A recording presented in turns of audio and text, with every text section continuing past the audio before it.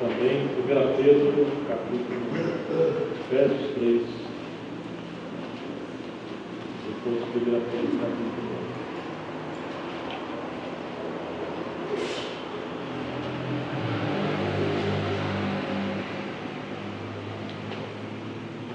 Versos 3, versos 14 e 15.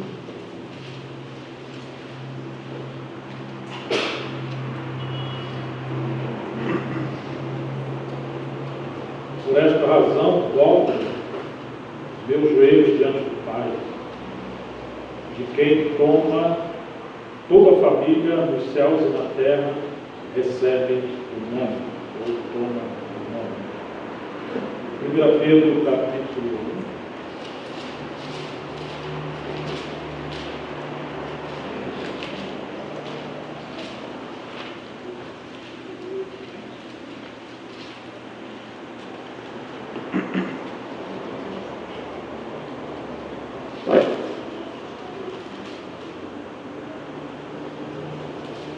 Verso 18.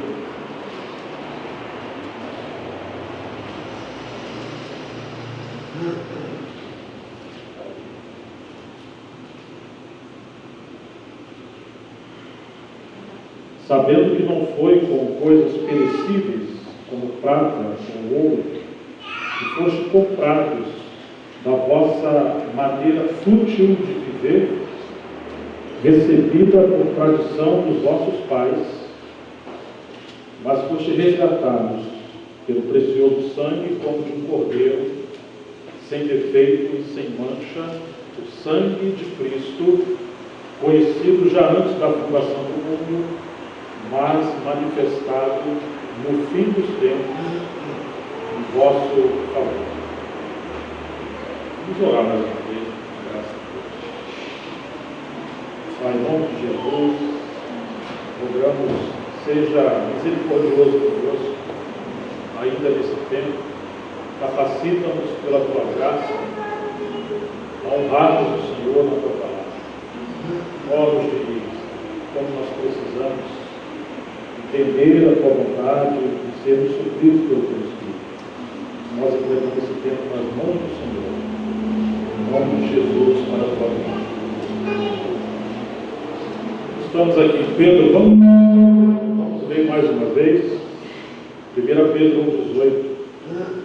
Sabendo que não foi com coisas perecíveis, como prata ou ouro, que foste resgatados da vossa vã maneira de viver, o fútil, como diz a convenção, recebida por tradição dos vossos pais. Eu penso que essa percepção tão clara que Pedro tinha, os apóstolos tinham, sobre a paternidade de Deus, e que com a queda isso foi perdido e em Cristo é restaurado.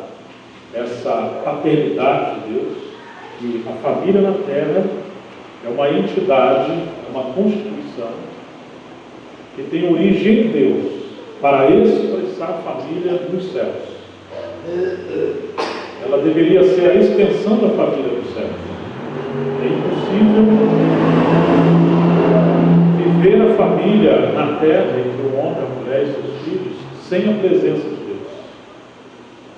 O segredo da família não são métodos, não são técnicas, não são esforços, ou qualquer outra coisa.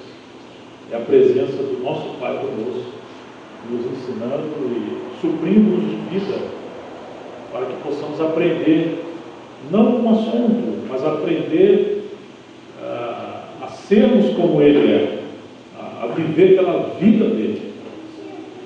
Muito interessante que olhar a Deus como Pai, vê-lo como Pai, é o princípio de aprendermos a sermos como Pai, de sermos pais e mães e esposo e esposa, né? À medida que nós vamos aprendendo com o nosso Pai e com o seu Filho, e agora com o Filho e a Igreja, é a maneira da gente aprender com o Senhor. Porque quando nós vemos, recebemos vida, e a vida de Deus é a vida de um Pai. Ela não é simplesmente a vida do Criador ou do Deus eterno, mas ela tem a sua paternidade embutida. Existe um nível mais amplo do resgate do Senhor, que precisamos ser resgatados de um estilo de vida, de família, de maneira de viver que não representa o reino de Deus, não representa a paternidade de Deus. Quando os nossos pais não representavam a paternidade de Deus, então eles representavam a si mesmos. Em outras palavras, representavam Adão. E o problema de Adão, em sua queda, é uma vida centrada em si mesmo. Uma vida que busca a satisfação em si mesmo. Então hoje nós estamos migrando, pela graça de Deus, de um estilo de vida terreno, como famílias também, para o estilo de vida celestial.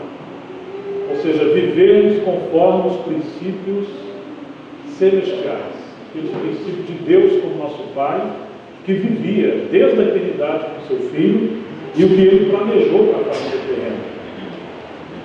Por isso que hoje, às vezes, temos tantas crises em relação à família.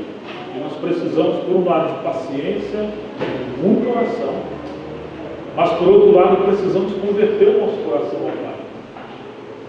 Como que um homem poderá viver um casamento adequado? O que é, de fato, ser um bom marido? O que é, de fato, ser um bom pai?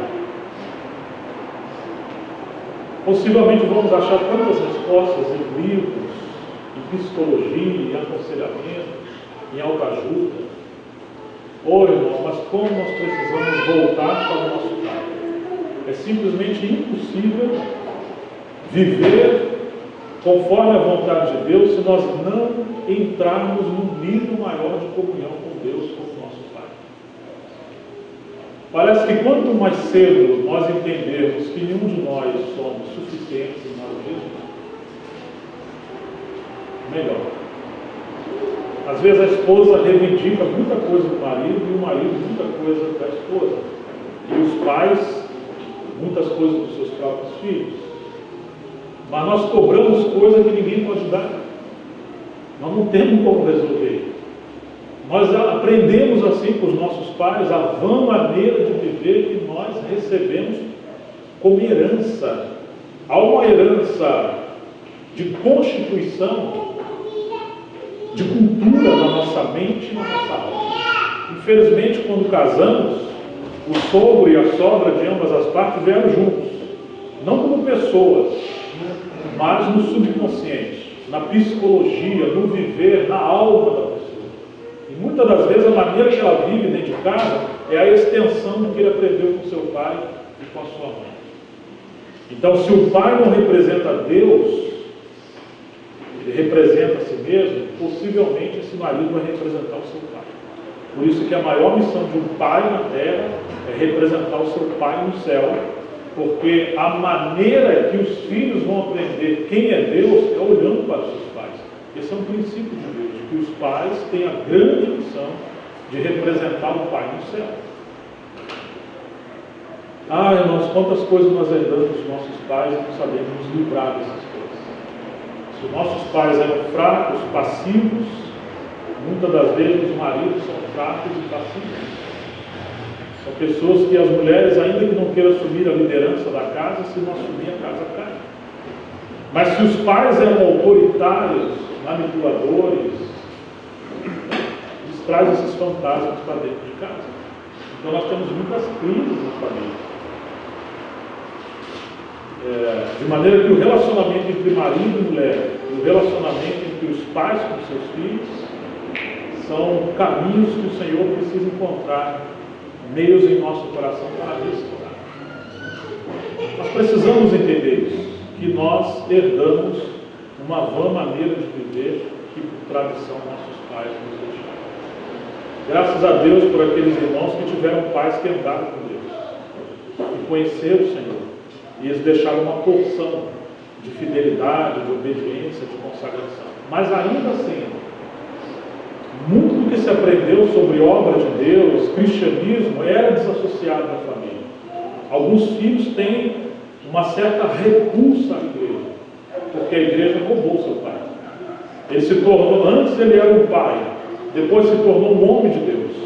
E quando ele se tornou um homem de Deus, se tornou um péssimo pai. Porque o estilo de igreja, de vida de igreja, é separado de uma vida de família normal. De maneira que a vida do ministério, a vida da igreja se tornou um grande problema para a família. Então, dependendo do ramo denominacional ou ministerial que os pais vieram, nós aprendemos muitas coisas que não têm respaldo das Escrituras e o Senhor quer nos converter. Muito interessante que quando Jesus, caminhando com os seus discípulos, quando ele disse que é muito difícil um rico entrar no reino, e Pedro pergunta: e nós que deixamos tudo para te servir, o que nós vamos ganhar? Ou como que será? E ele diz que não há alguém que tenha deixado tudo, casa, pai, mãe, tudo, que não ganhe nessa vida 100 vezes mais. Em quê? Em pais, mães, irmãos, irmãs, casas, com tribulação e a vida eterna. Ou seja, o Senhor esperava que aqueles que se entregassem completamente em prol do reino de Deus, eles se tornassem exemplo da família celestial.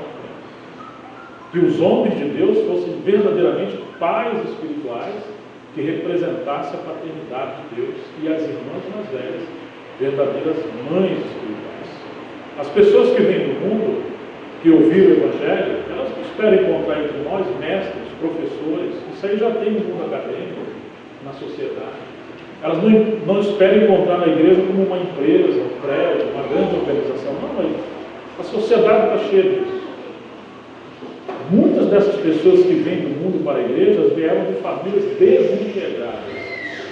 Na verdade, essa é a marca da nossa sociedade hoje, onde as famílias estão desintegradas, destruídas. E quando o Senhor salva hoje pessoas e traz para a igreja, o grande desafio que nós temos hoje é que as famílias sejam famílias saudáveis, adequadas, para que possam abraçar essas pessoas e elas encontrem na igreja o que não encontraram na sociedade. Quando Jesus enviou os seus discípulos de 2 em 2, porque no capítulo 9, verso 35 de Mateus, ele viu aquelas multidões se atropelando umas às outras, e ele se compadeceu porque eram como ovelhas que não têm pastor. E ele disse: a seara, na verdade, é grande e são poucos trabalhadores. Orai, pois, ao Senhor da seara para que envie trabalhadores à sua seara. Mas o pensamento de trabalhadores ali é colhedores, pessoas que pudessem acolher aquela multidão ou aquelas pessoas que estão ali carentes. E os discípulos oraram e eles foram a resposta, e o Senhor enviou em Mateus 10 de 2 em 2. Mas quando o Senhor enviou os discípulos de 2 em 2, o que ele falou? Para eles não entrarem em terra de estranhos, não irem aos gentios primeiro, mas irem primeiro às ovelhas perdidas da casa de Israel. Você imagina que são ovelhas, mas elas estão perdidas no meio de um aspecto de povo de Deus despido de paternidade, despido de família, despido de acolhimento. Eles estavam sofridos porque eles estavam debaixo da tirania dos escribas e fariseus. Eram grandes líderes, grandes homens, mas não grandes pais. Eles atavam fardos pesados sobre as pessoas e eles nem com Deus podiam mexer. Ah, que pena, irmãos, quando os líderes se tornam grandes oradores, mestres, profetas, seja o que for, despido de paternidade espiritual. Porque eles não vão lidar com o rebanho como família. E como isso machuca as pessoas. Então, quando Jesus enviou os discípulos de 2 em 2, ele deu uma ordem tão maravilhosa, um caminho tão maravilhoso. Falou que quando eles entrassem no lugar e fossem procurar as ovelhas perdidas da casa de Israel, para eles procurarem casas dignas. Aí Mateus 10. E quando vocês encontrarem as casas dignas, vocês ficam ali. Ou seja, o que são as casas dignas? São aquelas casas que representam a paternidade de Deus, a esfera do reino de Deus, o ambiente onde o Senhor está expressando o seu amor na família. E agora ali seria o aprisco, aonde esses novos pastores, os servos do Senhor, poderiam acolher as ovelhas perdidas da casa de Israel. Procure casas dignas. Irmãos, se vamos ter igreja que vai avançar, ela só pode avançar a partir de casas dignas. Às vezes as casas não são dignas. Falta ajuste no relacionamento conjugal, falta ajuste no papel do homem como aquele que deva representar o Senhor. Graças a Deus que temos um salão para nos reunir em muitos lugares, mas isso não pode substituir o princípio de casas dignas. Talvez a reunião maior da Assembleia, sim, mas a comunhão cotidiana e o acolher as pessoas é na base da família. Então, quando o Senhor fala isso, Ele queria 100 vezes mais em pais, mães, irmãos e irmãs, e casas, que as casas dos irmãos fossem de fato a casa de Deus, ou seja, o lugar onde eles encontram a paternidade de Deus. Mas o cristianismo se tornou uma grande religião, menos uma família. Então, que o Senhor ganhe o nosso coração, irmãos, possa encontrar que cada um dos nossos lares sejam essas casas dignas, e realmente as pessoas que se achegam encontram a paternidade de Deus. Vamos voltar em Efésios capítulo 3.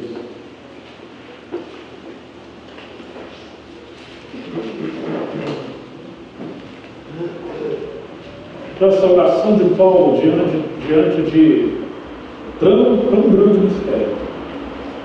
Verso 14 e 15: por esta razão eu dobro os meus joelhos perante o Pai, de quem toda a família dos céus e na terra recebe ou toma o nome.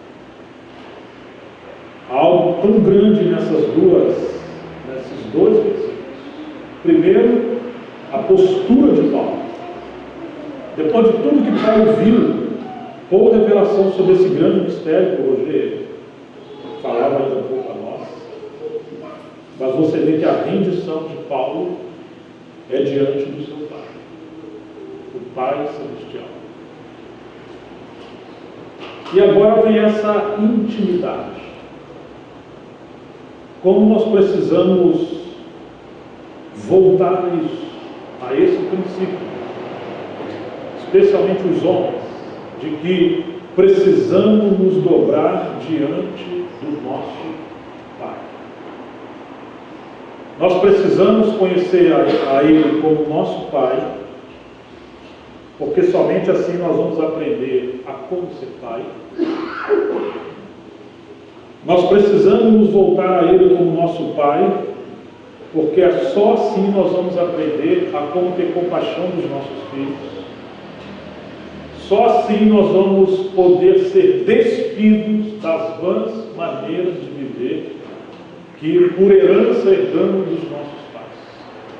Trocar essa roupagem do homem velho pela nova roupagem de Cristo que o nosso Pai nos deu. Representar a Deus é a grande missão que nós temos hoje diante da sociedade. E Paulo diz de quem toda a família dos céus e na terra toma o nome. Interessante que a palavra família vem de pater, uma derivação grega, que também vem da palavra pátria, o povo, e daí vem a derivação também de família. Nos céus, a pátria celestial, a cidadania celestial, expressava a paternidade de Deus.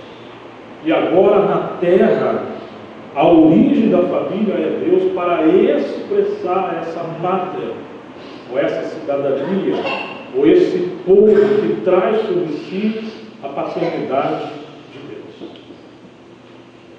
A família só é família, no princípio de Deus, se a presença de Deus for conosco. Qual é o grande problema que temos hoje como família? Bom, o problema é que nós estamos em crise, né? E falta dinheiro, senão a família estaria muito bem. Não. Às vezes nós pensamos assim, né? Não, o nosso problema é porque a mulher é assim, o marido é assim, não temos casa própria, comprou uma casa no lugar errado. A gente tem tantas coisas, né, que a gente talvez justificaria, etc, etc. E raramente é diferente quando nós estamos em crise no casamento. A tendência é pensar que o marido casou com a mulher errada, ou a mulher casou com um homem errado.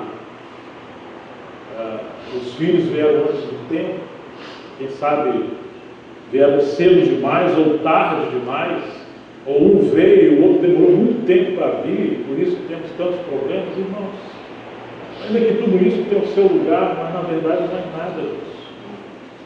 A verdade é que sem a presença de Deus nós somos como uma luva na gaveta. Nós não temos vida em nós mesmos. Nós não sabemos viver as implicações de uma família sem a presença abundante de Deus no nosso lar. Então daí vem a grande e primeira responsabilidade de um homem, é manter uma comunhão mais íntima com seu pai, para ele aprender a viver como pai. E trazer sobre si a presença do Pai Celestial para dentro da sua casa. Me lembro que quando minhas meninas eram bem pequenininhas, a gente tinha uma prática, né? Algumas práticas, mas uma delas que a gente cultivou é que as meninas, antes de falar comigo como pai, deveriam falar com o Pai Celestial. Porque eu sei que eu sou finito e a qualquer momento eu posso partir. E que se eu não ensinasse as minhas filhas a conhecer o verdadeiro pai, porque eu não sou o pai eterno e verdadeiro, eu sou o pai representativo e terreno, os filhos são herança do Senhor, então Deus me emprestou, mas eles não são a minha herança, eu vou ter que dar conta do Senhor. Então meu maior legado seria que minhas filhas aprendessem a conhecer o Pai Celestial. Minha filha, você já falou com seu Pai Celestial hoje, antes de falar com o Pai terreno? Muitas das vezes os pais não ensinam seus filhos a conhecer o Pai Celestial. Quando a Bíblia pediu alguma coisa, e as meninas pediam alguma coisa, é claro que o homem é o provedor da família. Mas como o homem vai prover se o Pai Celestial prover para o seu provedor, para o seu Pai terreno? Então os homens precisam, com a graça de Deus, encorajar a família, a esposa e os filhos, sobretudo a depender do Pai Celestial. Até para orar, para que os pais terrenos, o marido e o pai, aprendam a representar a paternidade de Deus e que os recursos que a família precisa. Ah, mas que lástima, irmãos, que os pais terrenos substituem a paternidade eterna do Pai Celestial, e quando os filhos veem o Pai terreno, eles veem Adão e não o Pai eterno. Você acha que o Pai eterno ele é ausente dos seus filhos? Não, mas nós somos. Você acha que o Pai Celestial ele é manipulador? Não, ele não é, mas nós somos. Você acha que o Pai Celestial é tirano? Não, mas nós somos. Você acha que ele é falta em comunhão, em relacionamento, em ouvir? Não, mas nós somos. Então, quando nós somos tudo isso e não cultivamos essa comunhão com Deus, o máximo que os nossos filhos têm ou recebem de imagem como Deus é uma imagem distorcida. E possivelmente eles não vão querer seguir o Pai Celestial, porque a imagem que eles têm do Pai Celestial é a imagem distorcida de Adão que eles têm dentro de casa. Não que o Pai terreno seja mal em si mesmo, mas sim porque eles não trazem a imagem do Pai Celestial, porque eles vivem ainda cultivando a herança que eles herdaram dos seus pais, e é uma vã maneira de viver. Tanto que Jesus falou: se vós, sendo maus, sabeis dar boas dádivas aos vossos filhos, muito mais vosso Pai Celestial vos dará. O que ele vai dar? Dinheiro, casa, carro. É isso que Jesus falou que o Pai Celestial vai dar? Alguém lembra o que ele falou que vai dar? Espírito. O Espírito. Por que o Espírito? Porque a maior necessidade que a família tem é do Espírito Santo, para trazer a paternidade do Pai para dentro de casa. E todas as demais coisas que vierem antes da paternidade de Deus vão gerar um grande problema para os nossos filhos e a nossa família. Então, queridos, a família toma o nome. Ou seja, tomar o nome não é apenas trazer um nome externo sobre si. É muito mais do que isso. Não é um documento. Lembra quando Jesus falou, porque onde estiverem 2 ou 3 reunidos em meu nome, significa não apenas debaixo da sua autoridade, mas significa que eles estão reunidos dentro dele, na presença dele. A sala onde esses 2 ou 3 estão reunidos chama-se o Senhor Jesus Cristo. O ambiente, o Senhor Jesus Cristo. Na presença dele, na direção dele e para os interesses dele. Então, quando a Bíblia diz toda família no céu e na terra como nome, significa que o terreno que a família deva viver não são apenas as paredes e o piso dos nossos móveis, mas esse ambiente chama-se a paternidade de Deus ou a presença de Deus. Lar, na Bíblia, tem um significado muito mais amplo do que uma casa. É família. Ele é o lugar onde nós devemos cultivar a vida da família. O filho é a verdadeira casa de Deus e nós nele. Então, toda a família dos céus e na terra toma o nome, significa que devemos viver na presença do nosso Deus pelo Pai. Devemos tê-lo. Quando comermos, saber que não são apenas marido, mulher e seus filhos, mas o Pai está conosco. Quando nós oramos ao nosso Pai. Quando vamos dialogar, é que o nosso Pai está presente. Quando vamos lidar com os nossos filhos, nós não sabemos lidar. Mas o Pai eterno está conosco. Mas o Pai não vai substituir o Pai terreno, mas o Pai terreno precisa aprender com o Pai celestial a como lidar nessa situação. Meu pai, raramente, eu não lembro se eu já falei disso alguma vez, mas meu pai, infelizmente, ele foi uma volta que nós somos uma família de 7 filhos. Ele trabalhava como cordeiro mecânico no maquinário do Jornal do Brasil, ganhava razoavelmente bem, mas um dia ele visitando um amigo que era guarda, vigia de uma fábrica, o amigo alisando a espingarda da sua arma de guarda, a espingarda disparou, e ele tomou um tiro na virilha, ele não andava direito, por isso ele ficou desempregado, ele se tornou um alcoólatra, era uma maneira dele alentar sua frustração. Era um bom homem, mas quando bebia ele se tornava irreconhecível. A imagem que eu tenho de pai é que quando meu pai chegava em casa, ele espancava os filhos. Ele batia no meu pai. E aquela provisão que ele recebia por mês,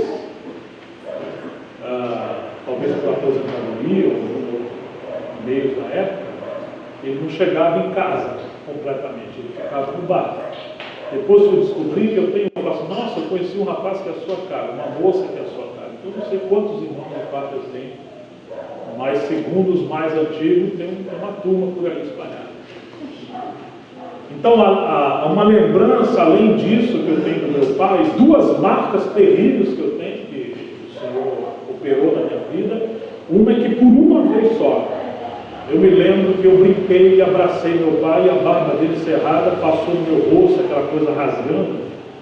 Quando eu sinto falta daquilo, eu sentia falta daquilo. Essa é uma. A outra é que quando a ambulância veio pegar meu pai, ele tinha uma garrafa de pinga embaixo da cama e os enfermeiros levando ele ainda pegou a garrafa e insistia para beber. Ele morreu de cirrose.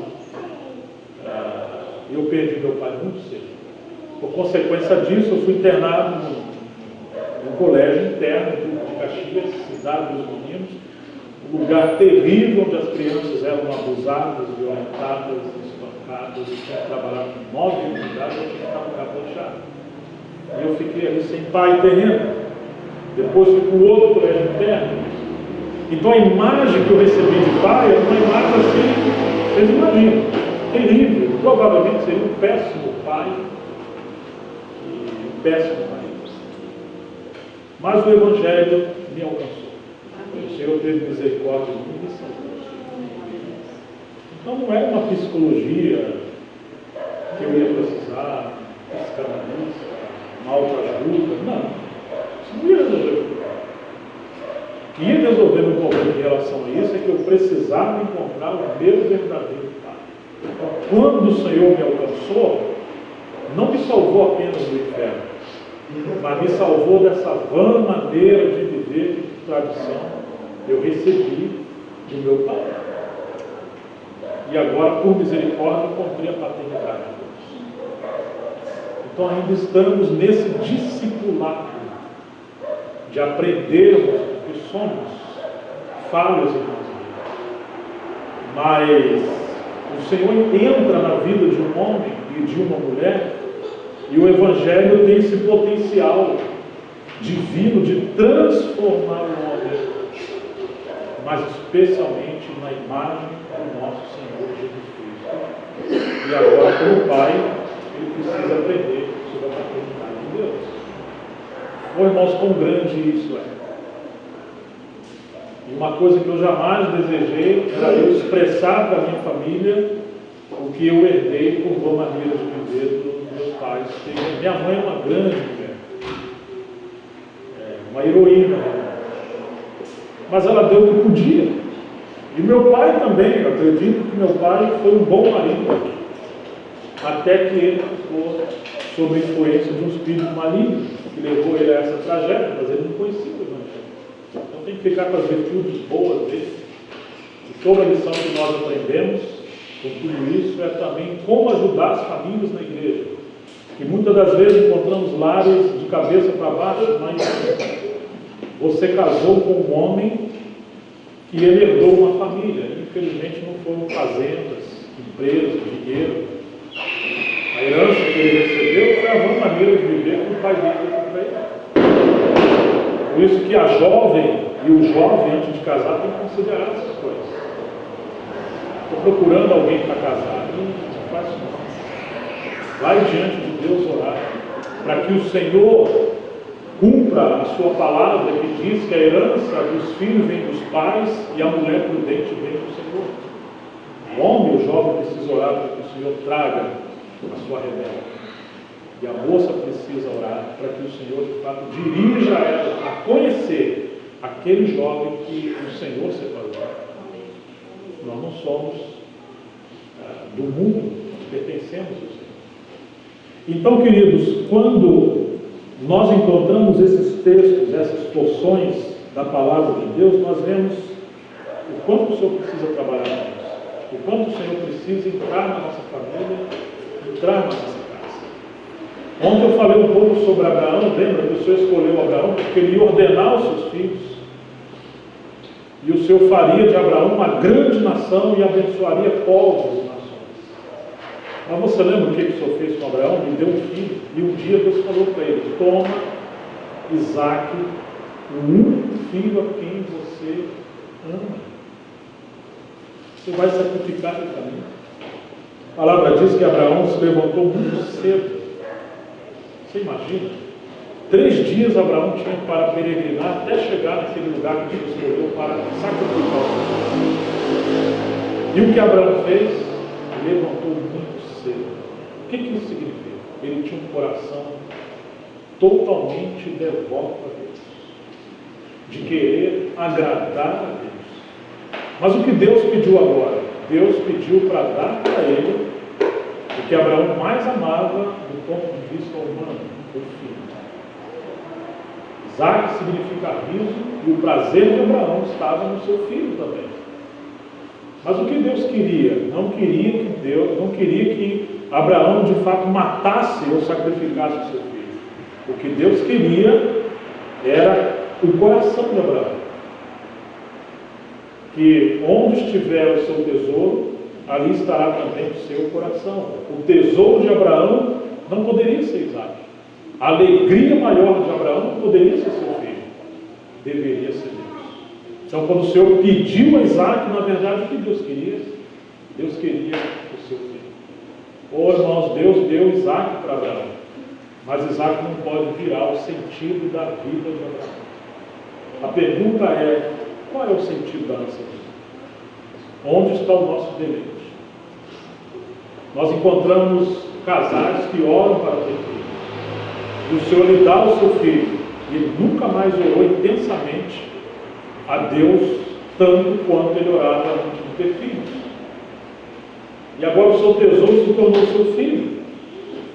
E o Deus, de alguma maneira, ou o ídolo, se tornou seu filho. Como o Senhor precisa trabalhar conosco para levar-nos de volta, como ele fez com Abraão, de que Deus mesmo, a glória de Deus, deve ser a centralidade da nossa família. Me lembro de uma vez um casal que não tinha filhos, foi em Minas. Depois de muito tempo, Deus deu um menino para aquela família. E eles deixaram de servir o Senhor de tanto que amavam aquela criança. E essa criança morreu. No enterro, o pai se levantou e falou que ele entendeu que como onde está o nosso coração, o nosso tesouro, aí está o nosso coração, e o tesouro deles era a criança. Deus levou a criança para o céu. E agora eles voltaram o seu coração para o céu.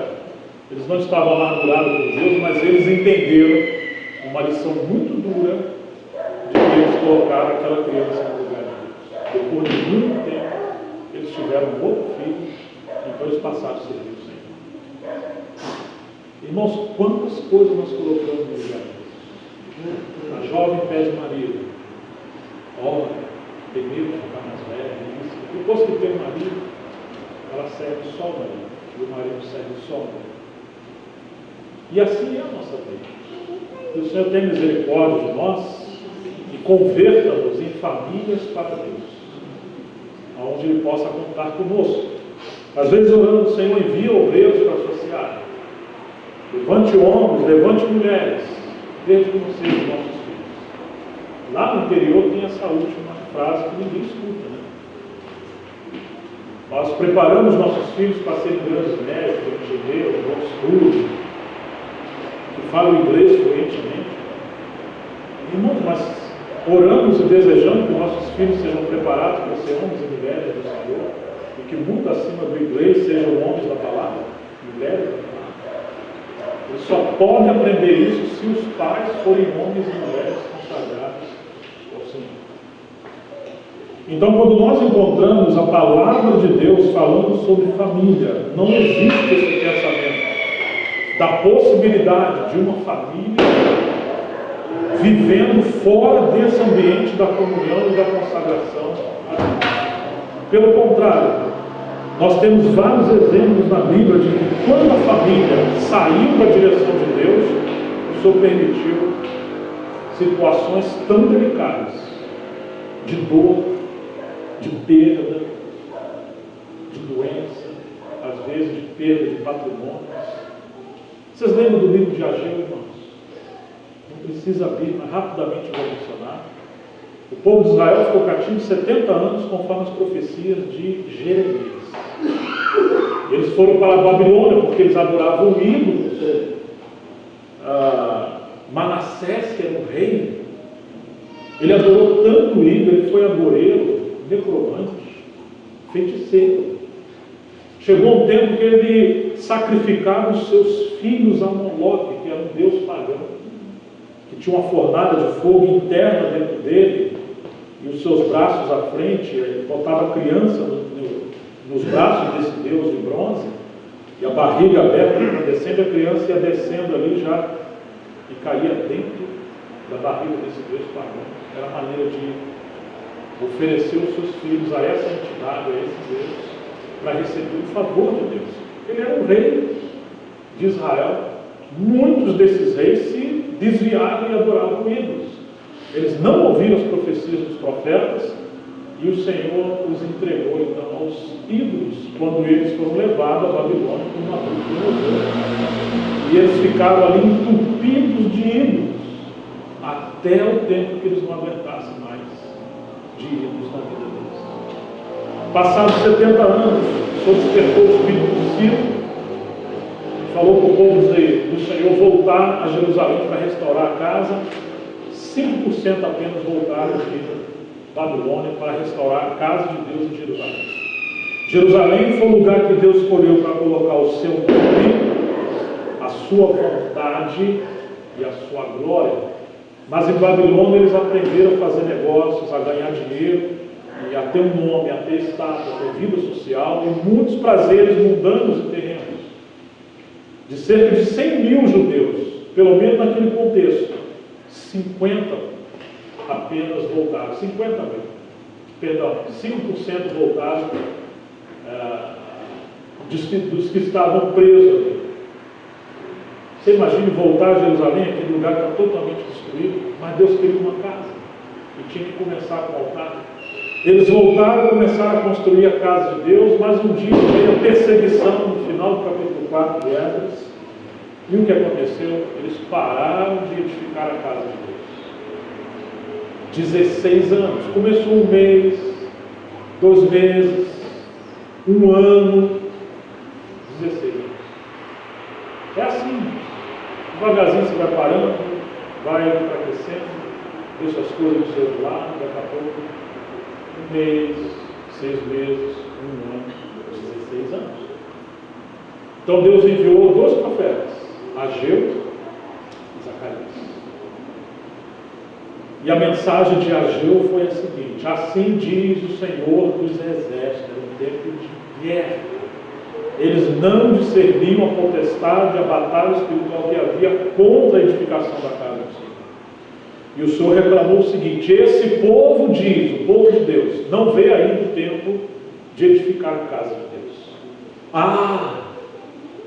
Mas é tempo de vocês edificar a casa de vocês e adornar a casa de vocês. Então você tem um grande problema aqui. Primeiro, o povo diz, e não Deus diz. O povo que era de Deus passou a ter voz própria. E esse é o problema. Quando a nossa casa, o povo de Deus, passa a ter uma opinião que está acima da palavra de Deus, da vontade de Deus. Em segundo lugar, não vê o tempo. Então quem determina são vocês. Como é que vocês vão viver? Que tempo que nós estamos? Não vê o tempo de edificar a casa de Deus. A casa de Deus não é tempo de edificar, mas a casa de vocês é tempo. Então eles separaram a casa deles e a casa de Deus. Quantas vezes nós ouvimos assim: irmãos, eu vou um pouco mais devagar, eu vou dar um tempo que eu vou cuidar mais da minha família, da minha casa, dos meus negócios, da minha empresa. Vale? Então bom. O que o Senhor fez, irmãos? Ele fechou o céu, cessou a chuva, cessou o fogo. E eles plantavam muito, esperavam muito e colhiam pouco. Eles trabalhavam muito, recolhiam pouco. Quando eles colhiam, esperava 20, colhia 10. Quando eles vendiam, recebiam o seu salário, recebiam o saquetel furado, o bolso furado. Quando eles comiam, não supriam, não se saciavam. Quando eles se cobriam, não aquecia. Houve uma crise político-social na terra de Jerusalém. Uma tragédia nacional. Deus puniu economicamente, socialmente, usou os fenômenos da natureza. Tudo estava abandonado por um só motivo. Eles abandonaram a casa de Deus. E eles passaram a viver em torno das suas próprias casas. No começo parece algo maravilhoso: eu vou cuidar da minha família. Quem disse que você sabe cuidar da sua família? Nós não sabemos. Tolice. E não se separa a casa de Deus da nossa casa, porque a casa de Deus é formada pelas nossas casas. Ou seja, irmão, só temos uma maneira de cuidar da nossa família. É quando a nossa família é consagrada ao Senhor. Não tem outra maneira. Porque a família só faz sentido diante do Senhor. Então nós encontramos essas implicações que o Senhor quer resgatar de volta todas as coisas para Ele. E a família é, digamos, a base de tudo em Cristo Jesus. Então essa grande oração de Paulo também deve ser a nossa oração. Ainda em Efésios capítulo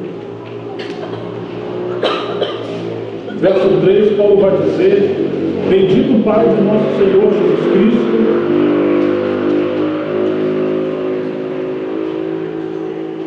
que nos abençoou com todas as bênçãos espirituais nas regiões celestiais em Cristo, como também nos elegeu nele, antes da fundação do mundo, para sermos santos e irrepreensíveis diante dele em amor. Ele já nos abençoou com todas as sortes de bênçãos celestiais, espirituais em Cristo Jesus. Mas para que ele nos abençoou? Porque ele nos elegeu. Mas para que ele nos elegeu? Nos elegeu para sermos santos ou separados e irrepreensíveis diante dele. Por que você acha que Deus te abençoa e me abençoa? Para nós vivermos de maneira santa e irrepreensível diante do nosso Pai. Ah, irmãos, mas se Ele mais nos protege, mais nos abençoa com família, com bênção terrena, e a gente se afasta da comunhão com Deus, talvez o caminho vai ser tirar as mãos tudo aquilo que Ele fez. Porque nós estamos amando mais as bênçãos de Deus do que o próprio Deus. Quantas vezes os nossos filhos não têm o coração convertido aos pais? Nós ficamos assim extremamente frustrados. Vamos orar, na angústia. Então, meu filho, isso é só uma representação da maneira que você é comigo. Você também não vai converter. Você se converteu às minhas coisas, você quer as minhas coisas, mas meu amigo, de viver com o meu propósito, não. Então, uma maneira que Deus usa de didática, de trabalhar com os pais, muitas das vezes é que os filhos representam os seus pais. Nós não sabemos realmente essas coisas, mas qualquer situação que seja, os grandes segredos são meios para nos aproximarmos do nosso Pai. E isso é um santo privilégio, nos aproximarmos do nosso Pai.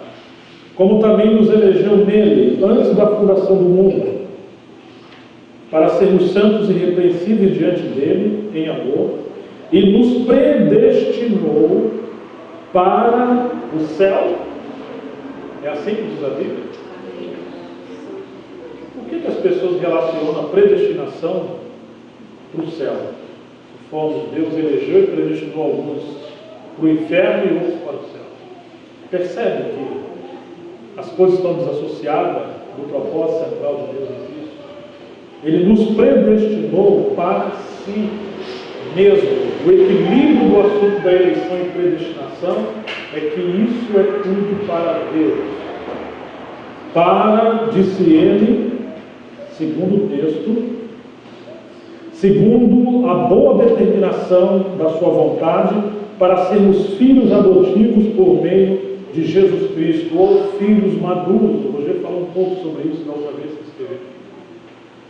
Deus quer nos levar à maturidade em Cristo Jesus para vivermos como seu próprio Filho vive diante dele. Então, irmãos, a família também é um meio para o Senhor atingir esse caminho de nos levar à maturidade.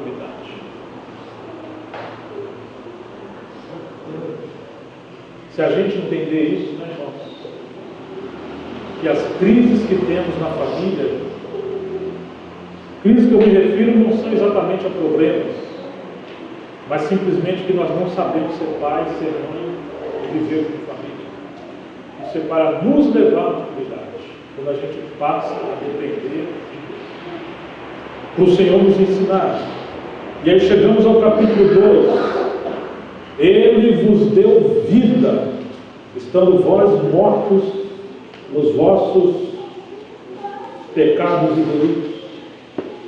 Ou seja, Deus nos deu os princípios para vivermos como família, mas Ele não espera que venhamos viver isso na nossa humanidade caída.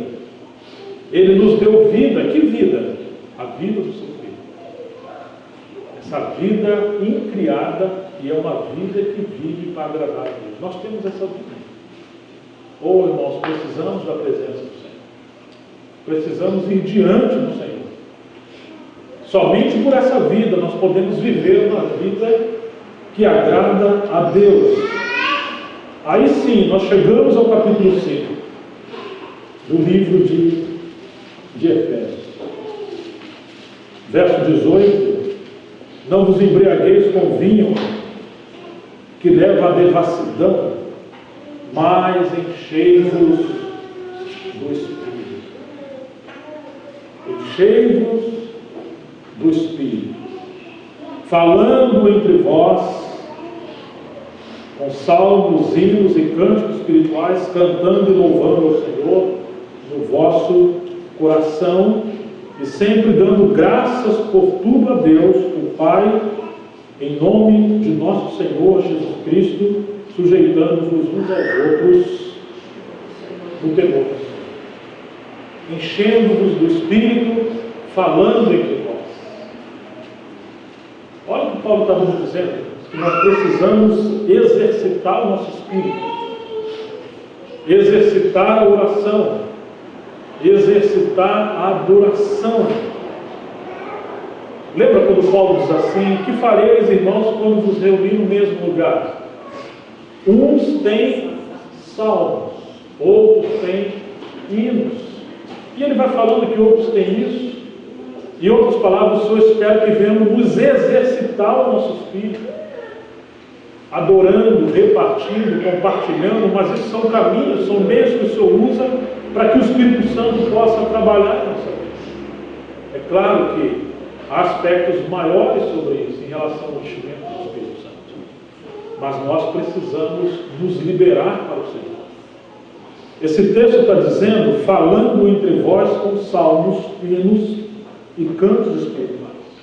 Queria encorajar os irmãos em amor a cantar, a orar. Nós, quando estamos numa assembleia como essa, que bom que temos irmãos que ministram louvor de uma forma tão preciosa e habilidosa,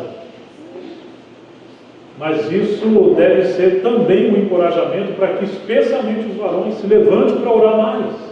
Confesso que nesses dias, e falo isso em amor, eu senti falta da oração dos irmãos, da oração especialmente dos homens e depois das irmãs. Não vamos permitir que esse ambiente de louvor tão gostoso, a gente se torne espectadores, né? Vamos ver os irmãos tocando, que é tão maravilhoso. Não. Esse é um ambiente de adoração. Amém, irmãos? De exercitarmos a adoração e oração diante do Senhor para sermos cheios do Espírito Santo. Eu sei que nós estamos cantando ao Senhor, mas às vezes estamos tão tímidos em relação a isso. Os varões precisam conduzir suas famílias e nós nos conduzimos a Deus. Já está tão frio, estamos sentados. Ou irmãos, na hora do louvor, por que não nos pôr de pé e levantar os nossos braços? Como disse Paulo: eu quero, pois, que os homens orem em todo lugar levantando mãos santas, sejam ousados, sejam intrépidos, no sentido de serem cheios do Senhor e representar a Deus quando nós estamos juntos. Mas o assunto aqui não é isso, foi só um parênteses. Mas ele fala do enchimento do Espírito Santo, e além da adoração ele fala sujeitando-nos uns aos outros, no temor de Cristo. Mulheres, cada um de vós seja submisso ao marido como ao Senhor. Pois o marido é o cabeça da mulher, assim como Cristo é o cabeça da igreja, sendo ele mesmo o salvador do corpo. Mas assim como a igreja está sujeita a Cristo, também as mulheres sejam em tudo submissas ao marido. Maridos, cada um de vós ame a sua própria mulher, assim como Cristo amou a igreja e a si mesmo se entregou por ela, a fim de santificá-la, tendo-a purificado com lavar de água pela palavra, para apresentá-la a si mesma como igreja gloriosa, sem mancha, nem ruga, nem qualquer coisa semelhante, porém santa e irrepreensível. Assim o marido deve amar a sua mulher como ao próprio corpo. Quem ama a sua mulher, ama a si mesmo. Irmãos, que texto tão solene. As pessoas falam que esse texto está falando de marido Na verdade, o texto está falando de Cristo e o homem, e a igreja e a mulher. O Cristo e a igreja, e o marido e a esposa, como uma representação de Cristo e a igreja. Mas eu queria fazer uma nova leitura, uma aplicação desse texto, encorajar especialmente os varões que, quando lemos esse texto, esquecem um pouco as mulheres e leem apenas vendo Cristo como vida, Cristo como cabeça, Cristo como o marido e o que Ele espera de você como cabeça, estilo de vida e marido. Mas não como uma coisa técnica, mas entender que Ele nos deu a vida dele no capítulo 2 para vivermos as implicações que estão nesse capítulo 5. A Bíblia diz que Cristo é a cabeça da igreja e que Ele, sendo o Salvador do corpo, Ele se deu por ela. E assim o marido deve amar a sua mulher. Como é que Cristo amou a igreja? Morrendo. Foi quando Ele morreu que da sua costela saiu o sangue e saiu a água. O sangue para nos redimir, nos purificar, nos perdoar, e a água para nos dar vida. Quantas das vezes o marido fala: minha mulher tem esse problema, tem essa falha, mas quando você encontra nas Escrituras que a igreja é a plenitude de Cristo, ou ela é a extensão de Cristo, você não encontra os problemas da igreja separados de Cristo. Pelo contrário, Cristo cobre os problemas da igreja com seu sangue, purificando e dando a sua vida. Parece que algumas debilidades que existem no casamento vão perdurar, até que o marido aprenda a tomar o princípio da cruz. Do marido precisa jorrar vida e sangue, no sentido de que ele precisa conhecer a cruz de Cristo, ele precisa conhecer o Senhor, nós precisamos conhecer o nosso Senhor, nessa posição do que é ser cabeça. Nós misturamos cristianismo com filosofia, ou humanismo. Cabeça dá a entender que é a autoridade no sentido de governar sem dar condição àqueles que estão sendo governados. Mas não foi assim que o Senhor fez. O Senhor só é cabeça porque Ele morreu. Ele liderou dando vida. Ele morreu para não morrermos. Ele derramou sangue para nos purificar. Na verdade, a libertação nossa como igreja só foi possível pelos efeitos da cruz de Cristo. Nossos filhos serão curados, as esposas transformadas em muitas áreas, quando dos maridos jorrar vida espiritual, espiritualidade, porque eles estão identificados com a cruz de Cristo. Então não se separa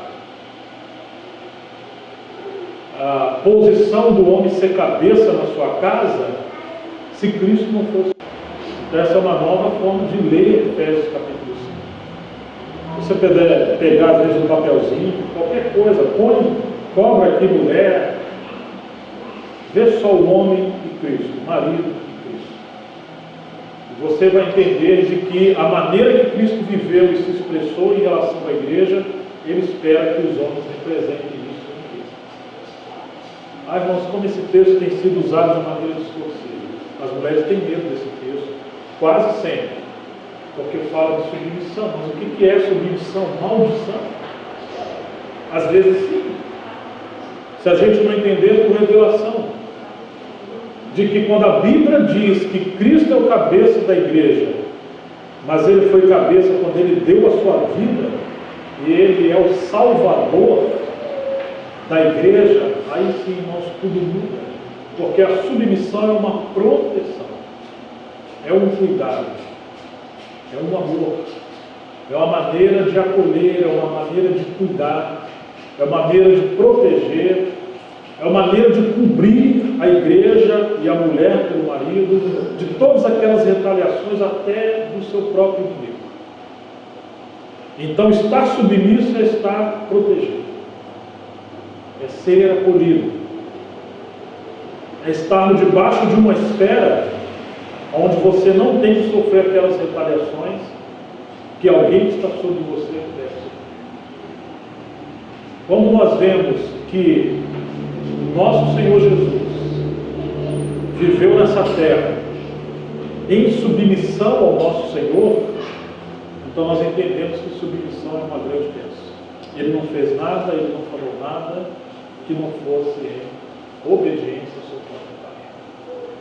Ou seja, irmãos, a relação entre marido e mulher deveria ser o eco, a extensão de Cristo e a igreja, da maneira como ele vive esse relacionamento de amor. E assim nós passamos a aprender que o marido representa Cristo e a mulher representa a igreja. Isso muda radicalmente a nossa forma de viver. Você quer ver um exemplo? Às vezes nós somos tão afetados com esse mundo. Vamos dar um pequeno exemplo sobre representação. Pedro fala o seguinte, que as mulheres que têm marido que não obedece a Deus, que essas mulheres ganhem seus maridos em silêncio. Vocês se lembram disso? Pelo seu modo de vida, e que o adorno dessas mulheres não seja a sua roupa, os seus enfeites, os seus trajes, o seu cabelo, mas que seja uma compostura onde revela o homem interior. 1 Pedro capítulo 3. Fala de trajes decentes, honestos, etc. E outras passagens falam. Mas ali fala do homem interior. Quem é esse homem interior que ali a mulher deve revelar? Esse homem interior é Cristo, que está dentro dela. Um homem forte, autoritário, só escuta um outro homem mais forte e autoritário que ele. Então, no lugar da mulher discutir com esse homem que não obedece a Deus, e às vezes esse homem são os maridos da igreja, não é apenas o incrédulo, mas é quando o homem não está debaixo do senhorio do nosso Senhor, a melhor maneira é a mulher se render em oração. Colocar Senhor no marido. Creio que é o marido que o Senhor me deu. Coloco ele nas tuas mãos, abençoo, mas Senhor, tem misericórdia.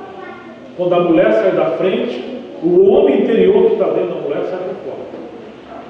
E aí Deus vai, no seu filho, tratar com esse homem. Mas às vezes, irmãos, nós esquecemos de tudo isso. Por quê? Porque o marido esquece que antes que essa irmã fosse esposa dele, ela era filha de Deus, membro do corpo de Cristo, e ainda é. E ele lida com a irmã apenas como se fosse mulher dele. Você tem que ter muito cuidado, porque ela é filha de Deus.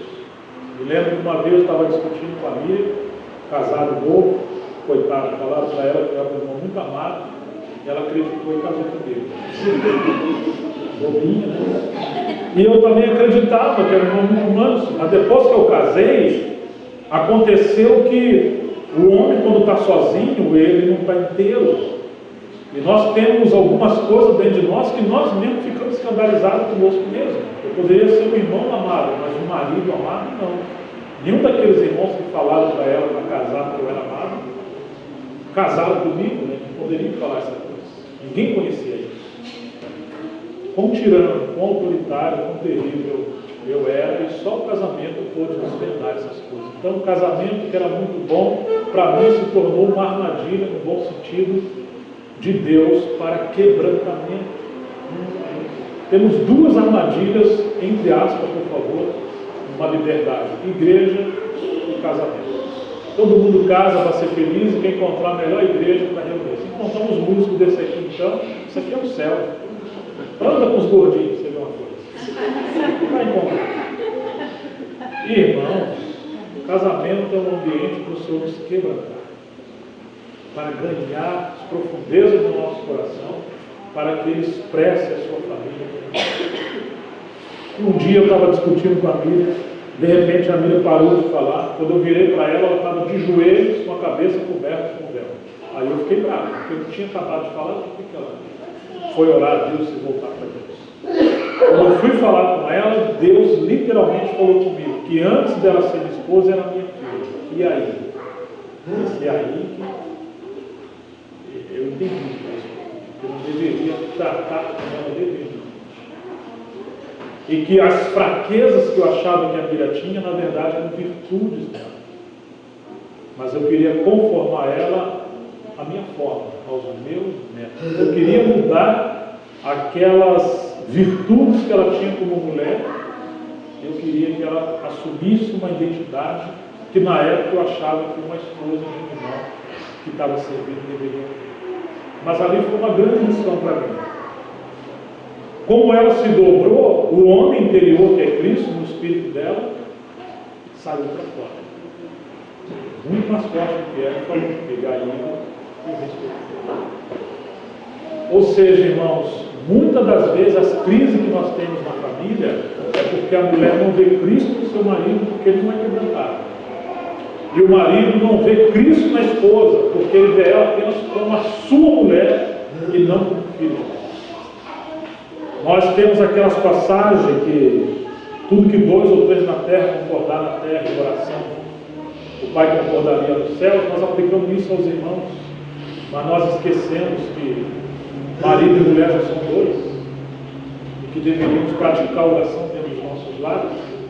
Tanto que esse texto de Pedro, no verso 7 do capítulo 3, diz que o marido se relacionar ou coabitar com a mulher na vida doméstica, com entendimento, dando à mulher honra como vaso mais fraco, a fim de que as suas orações não sejam impedidas.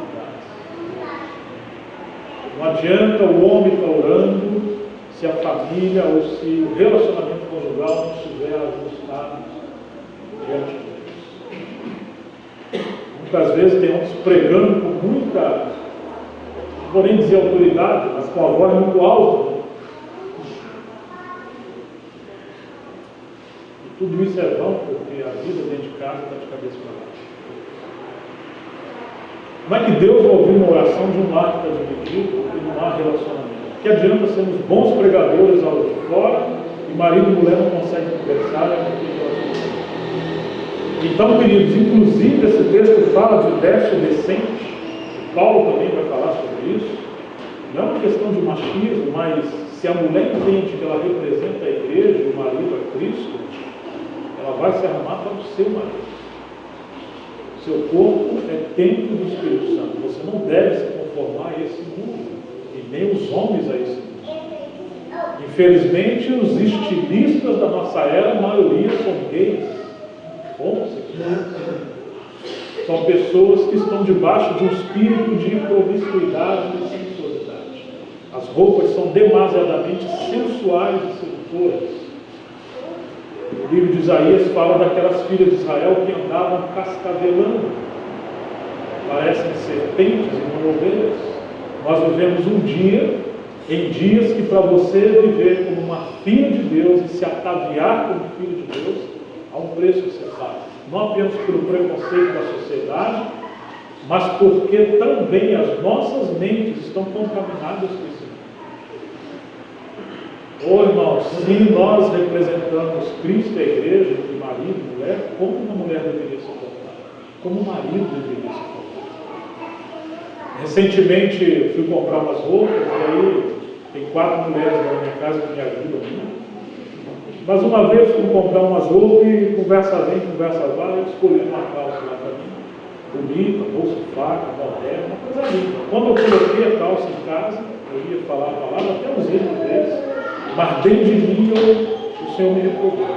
Uma calça muito justa, e eu me senti um gay, me senti uma coisa assim, meio florzinha. Eu dei para o irmão mais magro e menor do que eu, que não fosse um outro gay, mas que ele pudesse se sentir bem.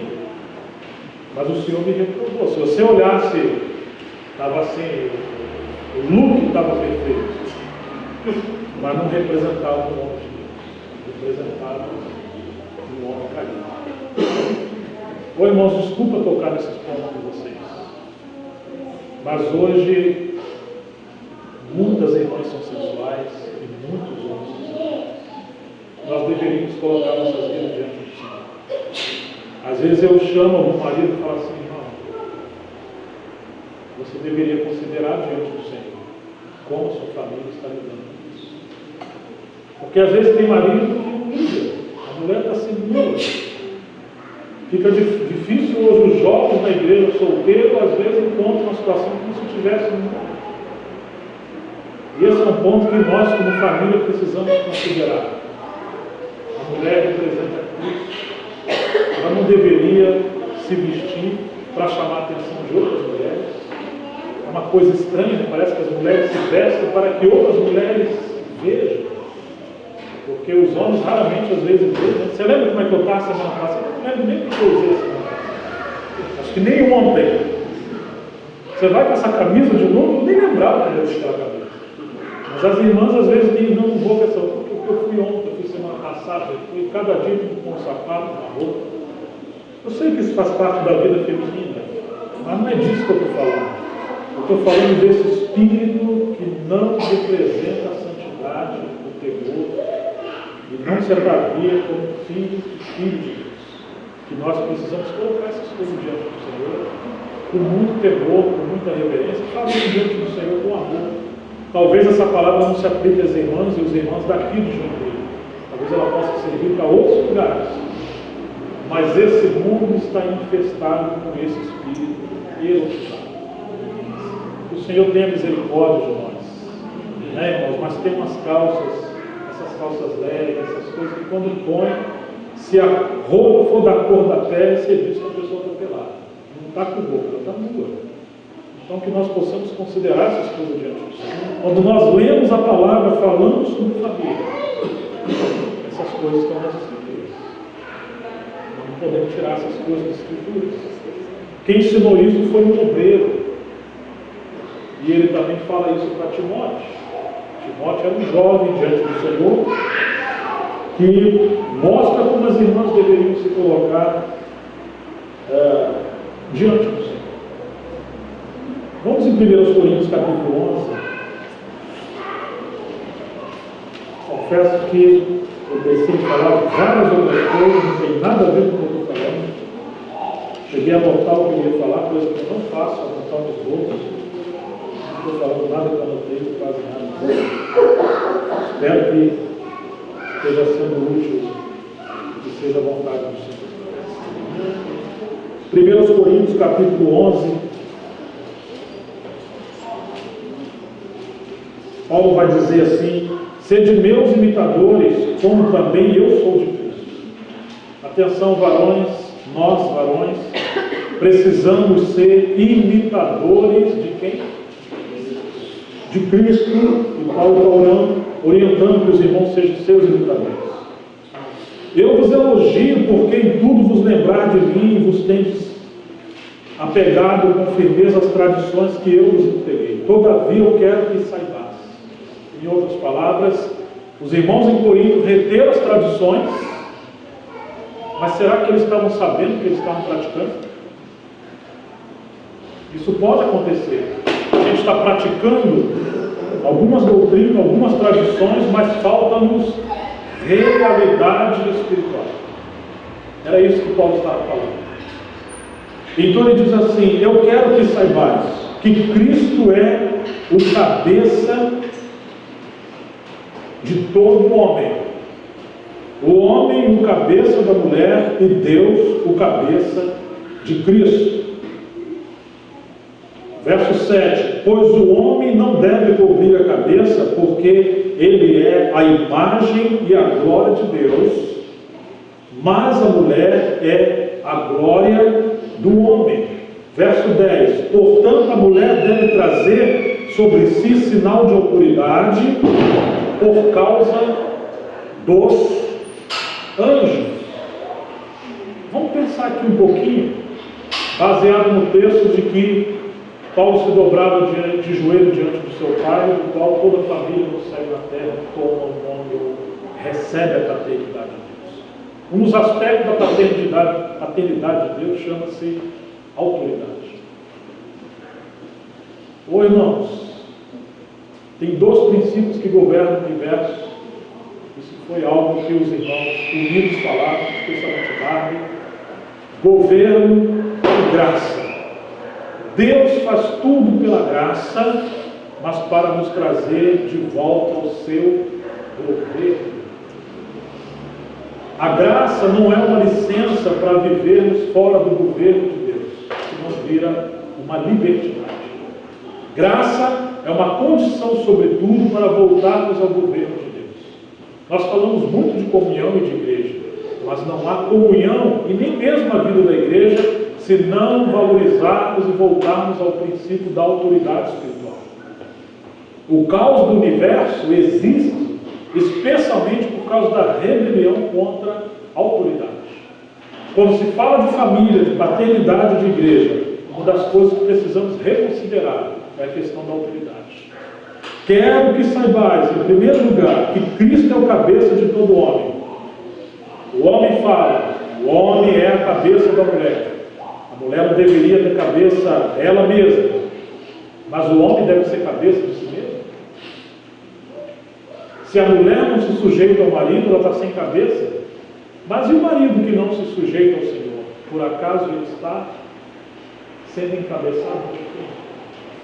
Assim como o homem é o cabeça da mulher, Cristo é o cabeça do homem. Em outras palavras, irmãos, a mulher que Deus colocou para ser ajudadora, como está no livro de Gênesis, Deus colocou a Eva para ser ajudadora de Adão, porque deu a Adão uma missão. Adão deveria, sobretudo, representar o Senhor. Deveria cultivar no jardim e exercitar a autoridade espiritual. Ele representava a Deus. Como que uma mulher vai cooperar com um homem que não sabe a sua missão com Deus? E como que um homem vai exercitar a autoridade espiritual se ele mesmo não estiver debaixo de autoridade espiritual de Cristo como seu cabeça primeiro? Tem mais homem sem cabeça do que mulher sem cabeça. E esse é o grande problema. Nós não podemos, nós não sabemos. Assim como a mulher deve estar sujeita ao marido, ao homem, muito mais o homem deveria estar sujeito a Cristo. O problema, irmãos, é que se fala muito que a mulher deve sujeitar o marido, mas sujeitar para quê? O propósito da sujeição tem um fim em si mesmo? O propósito da sujeição, sobretudo, é para que a glória de Deus seja atingida através da família. E a sujeição é para que Deus encontre o caminho para o seu propósito ir adiante através de nós. Então agora está dizendo, eu me lembro, desculpa mais um exemplo, vamos visitar uma família, os irmãos quase mais não visitavam aquela família, não podia ter reunião porque a criança era uma coisa muito difícil, 2, 3 anos, talvez nem isso ainda. Era uma rebeldia, uma gritaria, muita enfermidade, era um caos. E aí aquela família pediu se eu poderia orar para aquela criança. E antes de orar eu falei o seguinte: gostaria de saber quem governa essa casa. Orar? Não estou entendendo. Tá. As decisões que vocês tomam, se vocês vão visitar uma família, se vocês vão receber pessoas na sua casa, se vocês vão fazer isso ou aquilo, vocês tomam decisão pensando em quem? Aí é claro, entendi. A criança. Nós estamos deixando de ir a muitos lugares por causa do nosso filho, da nossa filha. Estamos deixando de receber pessoas por causa da nossa filha. Estamos deixando de fazer muitas coisas por causa da filha. Ela não gosta disso, não gosta daquilo. Eu falei, então, queria que vocês soubessem que quem está governando essa casa é essa criança. Não são vocês. Vocês se sujeitaram a essas crianças. Ela manipula a família através da rebeldia e vocês massageiam o ego dessa criança. Agora eu preciso ajudar vocês a abrir essa escritura para eles. Por que vocês querem que eu ore? Não, a gente quer que você ore para Deus intervir na nossa filha. Por exemplo, então vamos ver o texto. Deus é o cabeça de Cristo. Cristo é o cabeça do varão. Varão é o cabeça da mulher. E os dois então governam. Vocês estão querendo que eu ore para Deus fazer o papel que é do marido? Quem que deve disciplinar os seus filhos? Quem que deve orientar os seus filhos? É Deus? Ou Deus colocou o marido e a esposa para fazer isso representando ele. Então essa oração é errada. E mais, quando o marido deixa de exercer a autoridade espiritual na sua casa, o espírito maligno exercita usando ou a mulher que é autoritária, ou os seus filhos que manipulam seus pais através do sentimentalismo. O grande problema é quando o marido não representa a autoridade espiritual na nossa casa. Em outras palavras, o problema não é essa criança. É muito trabalhador, é provedor, é correto, mas a maior missão do pai não está cumprida, que é representar a Deus dentro da sua casa. Tive que pregar o evangelho daquela família. Deveria até ter feito aquilo. Hoje nós temos que pregar o evangelho na igreja, reevangelizar o povo de Deus.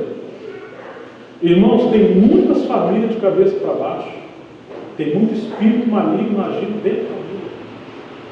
Tem muitos relacionamentos desajustados, porque nós quebramos o princípio da autoridade espiritual dentro das nossas casas. Tem muitos irmãos que são inúteis na igreja, porque eles são nus nas suas próprias casas. Nós esperamos que Deus levante muitos irmãos entre a igreja, mas eles precisam primeiro ser restaurados na sua família. E uma coisa gera outra, né? Se nós somos restaurados na vida da igreja, é para termos uma família e vice-versa. Mas quando nós encontramos esse texto, aqui está dizendo: Cristo é o cabeça de todo homem. Por acaso, viemos a esse salão e a nossa cabeça ficou em casa? Impossível. Irmãos, e por que andamos sem comunhão com Deus e fazemos as coisas à nossa própria maneira?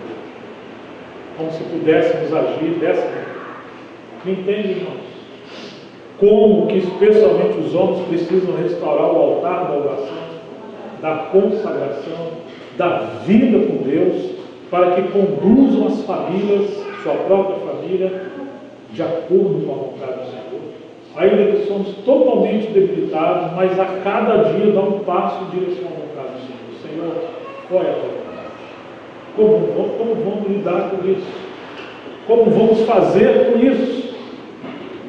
E aí esse texto está dizendo que Cristo é o cabeça de todo homem, o homem o cabeça da mulher e Deus o cabeça de Cristo. Então nós temos uma cadeia de autoridade, que Cristo assumiu essa posição na sua missão de se sujeitar ao seu Pai como Deus, e Ele é o cabeça do homem e o homem o cabeça da mulher. Verso 7, pois o homem não deve cobrir a cabeça, mas esse não é o ponto. O ponto é: o homem é a imagem e a glória de Deus. O homem não deveria representar a si mesmo. Eu não quero. Não vai porque eu não gosto. Você não vai porque eu não quero. É assim que nós lidamos com nossos filhos, nossa família. Mas a Bíblia está dizendo que o homem não é dizer, ou ele é a imagem de Deus, a glória de Deus. Ou seja, o homem deveria expressar a paternidade de Deus. É claro que o homem deve ter postura, e às vezes falar: eu faço isso, eu não quero isso, porque essa é a autoridade que Deus deu ao homem. Mas ainda assim, ele deve fazer isso representando o Senhor. Mas hoje os homens falam assim: fala com a sua mãe. Pai, isso não acha que minha filha, fala com a sua mãe, vê lá com a sua mãe. Quantas vezes o homem se anula e ele leva a mulher a ser cabeça da sua casa? Ou quantas vezes a mulher espera que o homem assuma uma posição e ele é lento nisso aí? Ele é rápido em muita coisa, mas falta o discernimento dele representar a autoridade espiritual. Esse é um ponto muito sério que nós precisamos considerar isso diante do Senhor. Nós até precisamos crer, isso eu falei para aquela família da criança, e deixa eu falar para vocês, aquela família gastava muito dinheiro para a farmácia. E com a palavra do Senhor, o Senhor me deu autoridade, que eu falei para eles que se eles ajustassem o princípio de autoridade, o Senhor ia curar aquela criança, porque aquilo era um espírito maligno. Esse homem assumiu a liderança da casa dele, aquela criança foi curada. Eles gastavam um dinheiro considerável com farmácia. Por isso, você está vendo, irmãos? Esse dinheiro que vocês estão gastando na farmácia poderia ser útil na casa. E não somente isso, esses irmãos às vezes deixavam de ofertar. Até isso o inimigo tem usado. Nós às vezes deixamos a nossa responsabilidade nas contribuições e não representamos a Deus também na nossa mordomia. Será que estamos representando a Deus nesse quesito também? Então, queridos, o homem é a imagem e a glória de Deus, mas a mulher é a glória do homem. A mulher não deve chamar atenção para ela mesma. A mulher deve evitar tomar a direção. O que eu me refiro a tomar a direção? Tem gente que pensa que a mulher tem que ser passiva e anulada. E não é isso que a Bíblia está falando. A Bíblia fala de Priscila e Áquila, se me lembra bem a memória, 5 vezes. 4 das vezes, Priscila está na frente de Áquila. Priscila era a mulher e Áquila era o marido. Todas essas vezes está relacionada com o serviço espiritual. E no tocante ao governo, à família, o marido que... Ou seja, ele é cabeça na sua casa e a mulher estava sujeita a ele, mas no tocante aos serviços, Priscila tinha algum serviço que Áquila não tinha. E não havia desordem entre eles sobre isso. Tem muitas mulheres que Deus deu talentos maravilhosos, que devem trabalhar sem governar o marido ou liderar a igreja. Nós vamos encontrar livros maravilhosos que são de mulheres. Muitas irmãs foram úteis na obra do Senhor, mas não tinham o espírito de encabeçar os seus maridos, a liderança da igreja, mas servir na graça do Senhor. Quando a Bíblia diz que a mulher é glória do homem, significa que ela não deve atrair atenção para ela. Toda a sua virtude deve ser para honrar o seu marido. Ou seja, que um dos papéis da mulher é ajudar o seu marido a ser homem. Me lembro várias vezes que eu faço pergunta a alguns casais, a mulher fala o tempo inteiro. E às vezes eu preciso falar, não, sou muito amor. Eu posso ouvir o seu marido? Ah, mas o meu marido não fala, claro, você não dá tempo. A mulher precisa aprender bem. Responde, irmão, o que você sugere? Muitas das vezes há um desenfreamento em relação a isso. Quantas das vezes os filhos pedem algumas coisas, vão direto à mãe.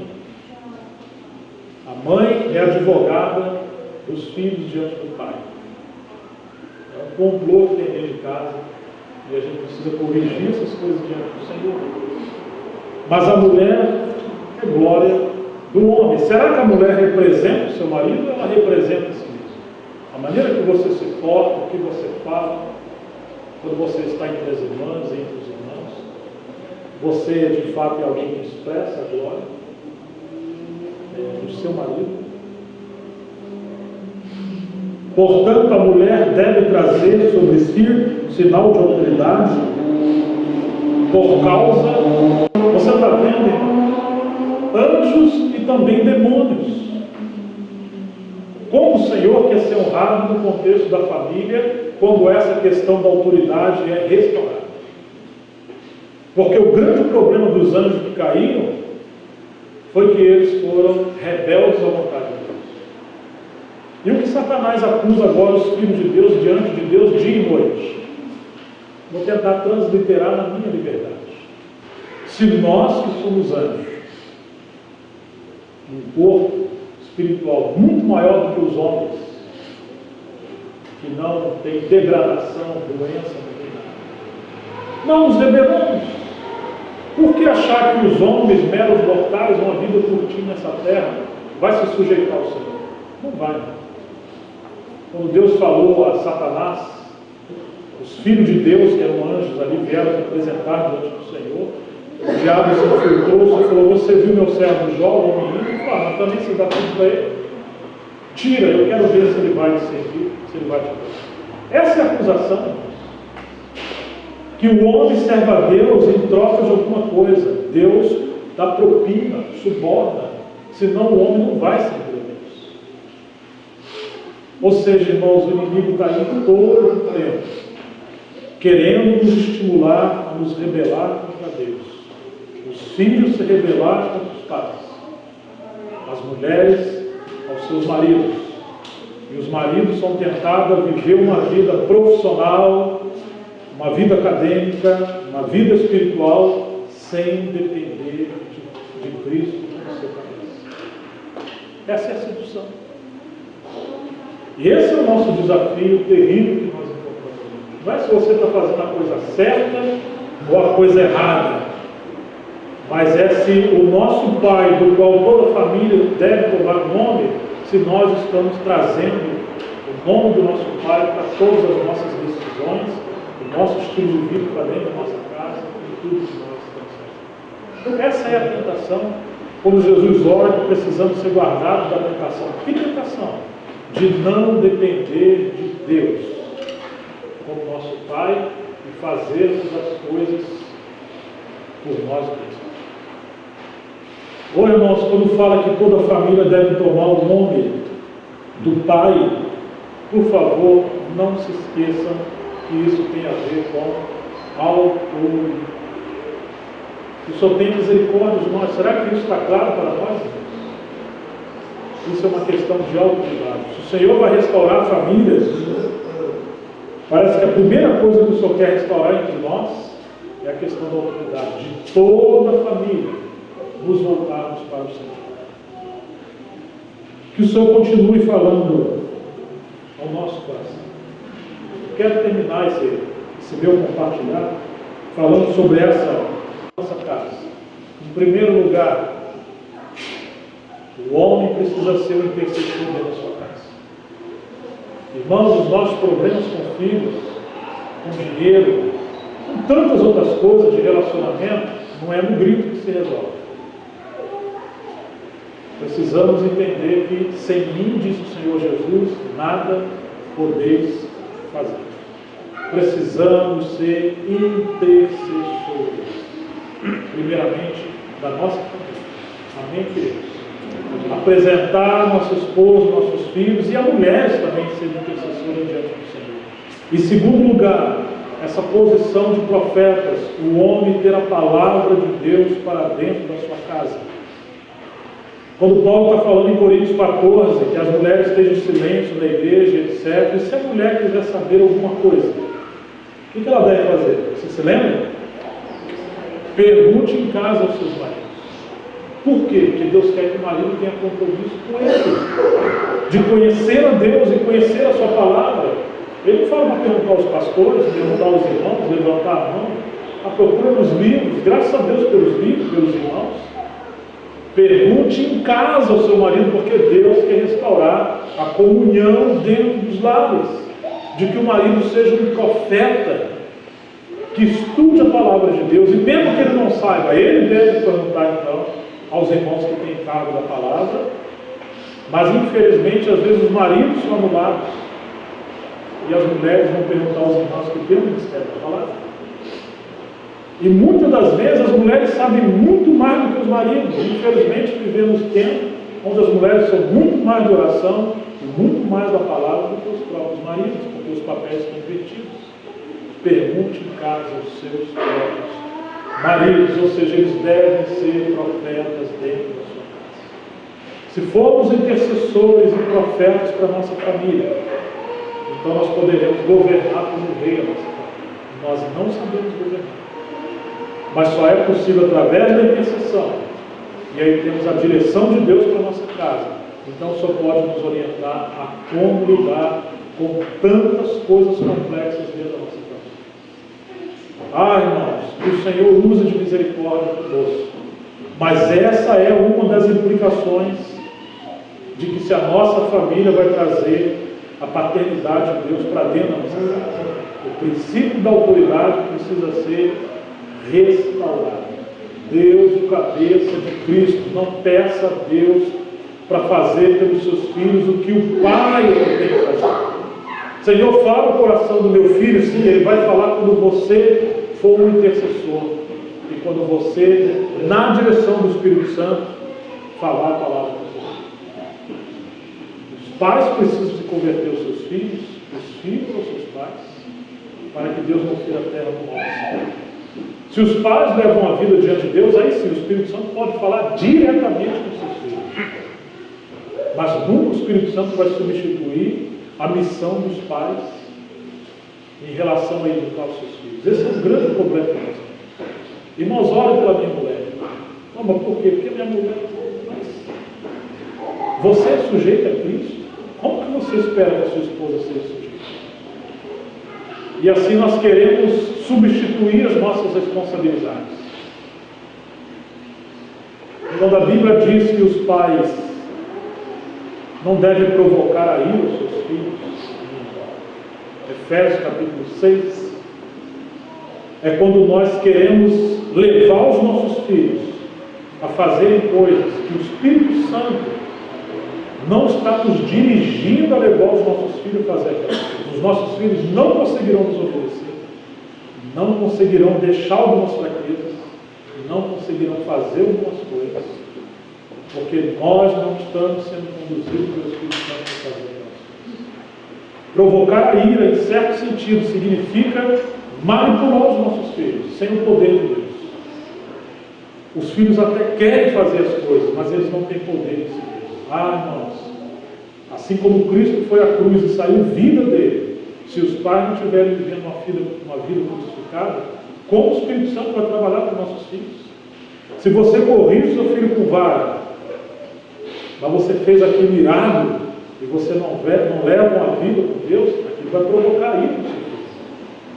Mas se você leva uma vida com Deus, quando você corrige o seu filho, o Espírito Santo ministra no coração do seu filho.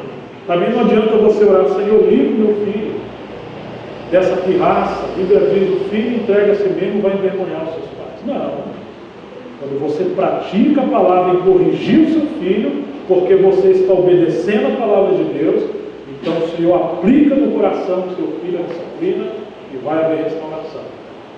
Nunca sem o Espírito Santo, mas também nunca peça para Deus fazer uma coisa que é você, pai e mãe, que tem que fazer.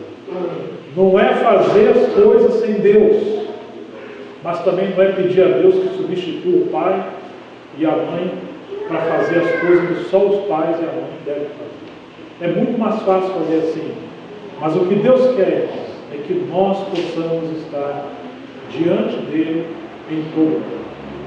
Graças ao Senhor, irmão, que Ele nos colocou numa situação de família, que é impossível o homem de Deus. Mas isso é um meio de o Senhor nos trazer de volta. Vamos orar ao Senhor, pedir que o Senhor nos dê graça, nos conduza e que a palavra do Senhor seja renovada e vivificada no nosso coração.